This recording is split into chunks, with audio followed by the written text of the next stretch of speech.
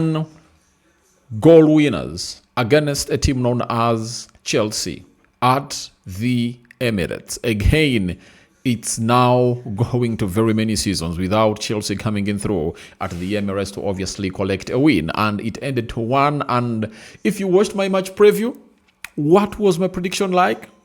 This is the exact prediction that I obviously laid out there. I called in for a 2-1 win for the club of Arsenal in this particular encounter. Welcome to the Rokani Media Football. How are you guys, and where are you watching us from? I go by the names of Rokani David. Smash like button, comment and share. If at all you're watching us for the very first time, endeavor to subscribe to this channel so as not to miss out on stories that we do upload in here on a daily. And remember, we are powered by St. Maria Goret SS Katende, and their admissions for O and A level are still open. You can call them on that number. All else, you can email them on that number. And that's the website too. You can go ahead and obviously fill out the form outside there. So that is all about St. Maria Goret SS Katende. And they're waiting for you to come up and obviously put in your admissions. And the rest will be history. You guys will obviously enjoy this to the fullest, I tell you. So that is St. Maria Goret SS Katende, and they're waiting for you to come in through. But this game of football went ahead to start at a very high speed in there for you. And in the 21st minute, William Saliba went ahead to score through a corner, and it was well delivered by Bukayo Saka to the back end or the back post. Then Gabriel Magalhaes played it back into play, squaring it into a very deadly position. And guess what went ahead to happen? Saliba went ahead to head in the back of the net, though it struck a little bit off the body of Sa, but it was given to Bukayo. Sorry, it was given to William Saliba. And that goal meant that Arsenal had gone 1-0 up from a corner on 9 occasions in the Premier League this season. The joint most by a team in a single campaign, along with Southampton in 1994-1995 season, that they did that 9 times in there for you. So that was Arsenal in there for you, and they scored another set piece in the Premier League, and that really meant a lot in there for you. So after that, guess what went ahead to happen? Hinkapie went ahead to score an own goal. He scored in his own net in the 2nd minute of the added time towards the first half. You get? But there was a lot of controversy because Declan Rice had obviously gone ahead to use his hand to obviously hold that ball a little bit, like between the shoulder and the arm.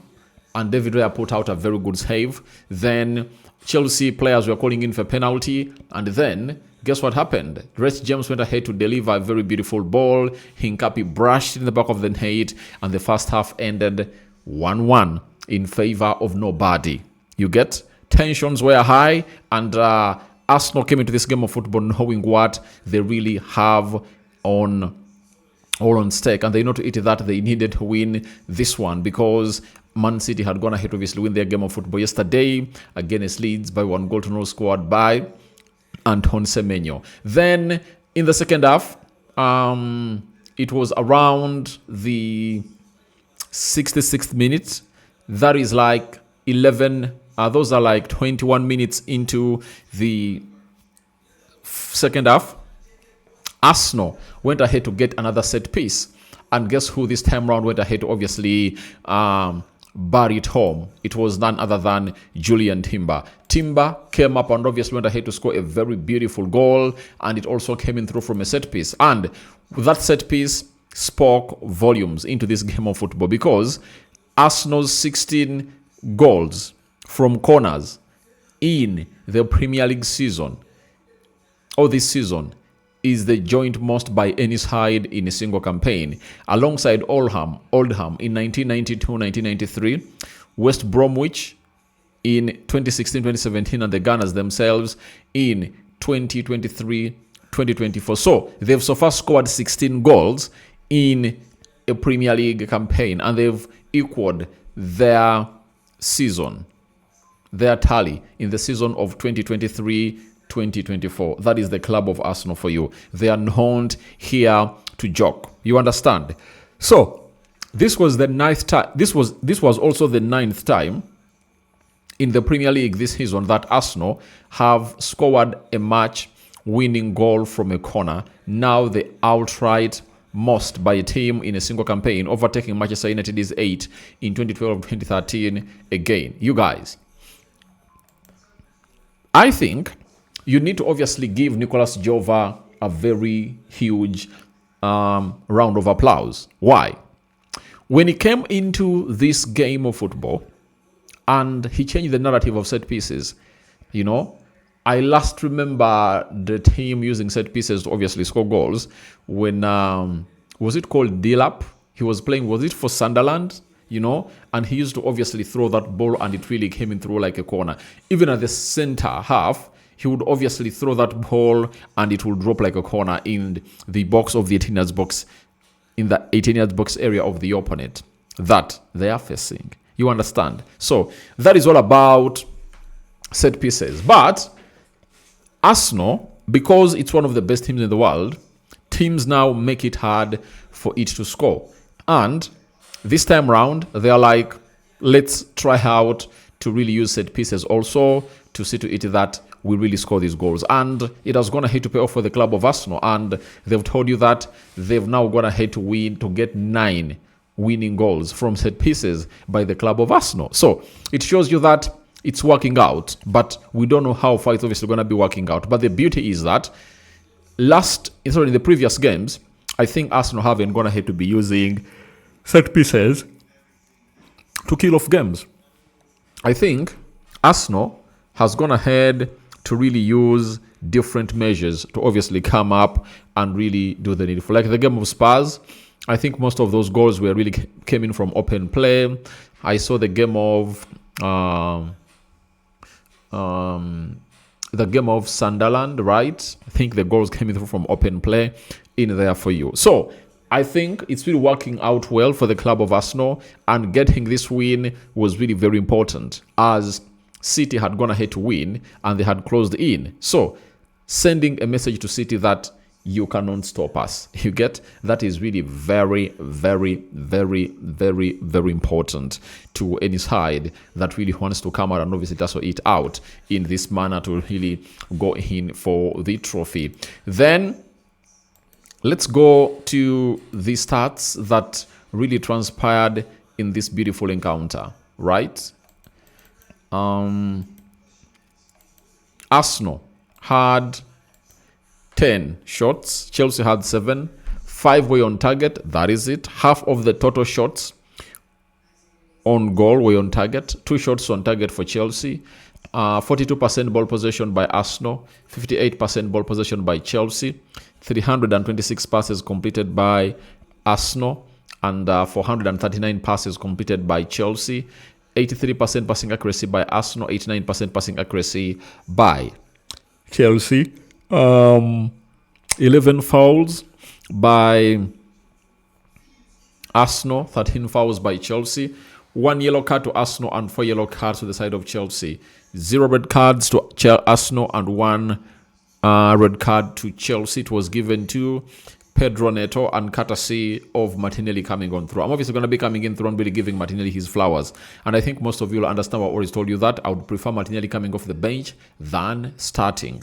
0 offsides to Arsenal, 1 offside to Chelsea, 5 corners to Arsenal and 10 corners to the club of Chelsea in here for you. Now, for the red card, I think you now know why I want Martinelli to come off the bench. Because when he comes off the bench, there are very many more spaces that he can obviously run into. And he's that kind of player that really needs space to obviously operate. And if a team is really playing in a compact way, then Martinelli won't be of any use to you. And you saw to it that he became a very huge problem to the side of Chelsea. He caused them huge headache into that encounter because of how he really exploited those spaces that were created by Chelsea. And hence, Pedro Neto was obviously sent off. You understand? So that is a guy known as Martinelli for you. And I think Arteta got it right in there for you. But all in all, I can tell you, you now saw why you miss Martin Odegaard,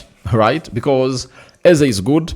but I saw to it that he never really gave Arsenal the control that they really deserved into that midfield, especially when you look at how he really got those balls around the Tina's box area and the sloppiness involved. You get, I think Odegaard would have gone ahead to offer a far much more better service in there for you. But good enough, Eze is starting in consecutive games, and all I know is that you Arsenal fans have just to pray that this guy really gets to the Eze levels that you guys know. The moment he really starts to explode, I think many Arsenal fans will be like, yeah, that's our guy and that's our player that we've always gone ahead waiting for in here. So that is it. There was a penalty claim for the side of Arsenal. To me, I thought that it was a penalty. You know, I think really got a touch onto the shoe of Eze, and Eze really got touch onto the ball, but the referee went ahead to obviously say play on, and when he let it to go that way, you know the result.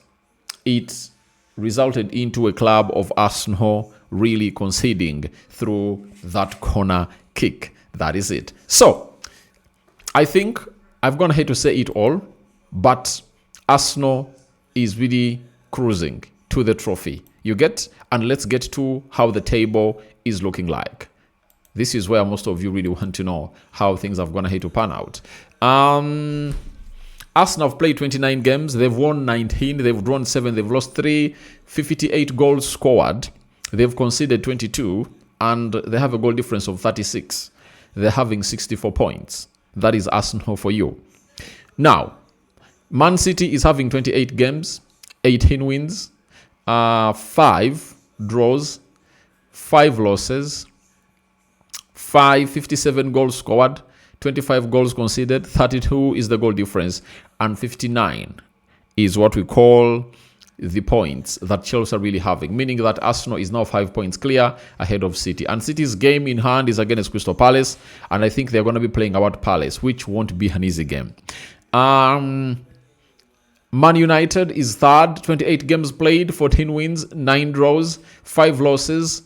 United has gone ahead to score 50 goals, 38 conceded, 12 is the goal difference, and 51 are the points that Man United are really having. And for United fans all over the world, I just tell you that if United wasn't conceding as many as they are conceding, they would have gone ahead to find themselves in a position of really being in the title race. Because if United had only conceded 30 goals, you know, I think they would have gone ahead to really earn more 9 points. And I think they would even have gone ahead to be ahead of a team known as Man City. And for that, you know, I have my friend called Simple. He's like, United is into the title race. And I'm like, we've gone ahead to drop very many points. But if we had conceded 8 goals less, I tell you, United would have found themselves in a position of not being 13 points off Arsenal and 8 points off a team known as Manchester City. But all in all, I think they look very well, and the Champions League might be one of